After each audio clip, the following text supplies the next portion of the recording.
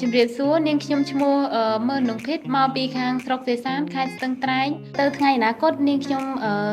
មានគោលបំណងថាចង់បើកអាជីវកម្មខ្នាតតូចមួយសម្រាប់ផ្គត់ផ្គង់គ្រួសារ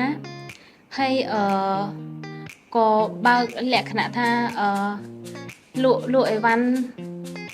តិចតួចហើយលក់ម្ហូបអាហារព្រោះនាងខ្ញុំចង់យល់ដឹងអំពីការគ្រប់គ្រងហិរញ្ញវត្ថុនិងការគ្រប់គ្រងប្រាក់ហើយក៏នឹង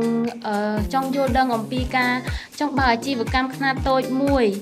តើយើងត្រូវចំណាយថវិកាប៉ុន្មានហើយយើងរៀបចំផែនការរបៀបម៉េចបន្ទាប់ពីរៀនគម្រោងនេះនាងខ្ញុំអាចយល់ដឹងអំពីការគ្រប់គ្រងលុយកាក់ក៏ដូចជាការបើកអាជីវកម្មខ្នាតតូចមួយសម្រាប់គ្រួសារហើយក៏ដឹងអំពីការចំណាយចំណូលប្រចាំថ្ងៃរបៀបម៉េចដើម្បីឲ្យយើងទប់ទល់ឈ្នះនៅក្នុងគ្រួសារកុំឲ្យខ្វះខាតបន្ទាប់ពីរៀនគម្រោងនេះរួចនាងខ្ញុំនៅក្នុងគ្រួសារគឺប្រាក់ចំណូលដូចជា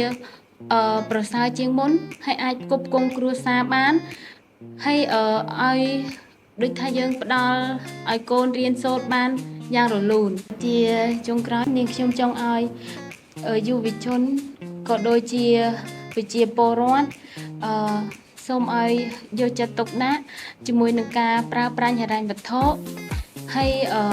ចង់ឲ្យគាត់ដឹងអំពីការចំណូលចំណាយប្រចាំថ្ងៃហើយចង់ឲ្យគាត់ចំណាយចំណូលឲ្យដឹងដូចថាដឹងថាយើងត្រូវចំណាយប្រមាណក្នុងថ្ងៃនេះយើងត្រូវមានបញ្ជីកំណត់ត្រាសម្រាប់ចំណាយចំណូលប្រចាំថ្ងៃ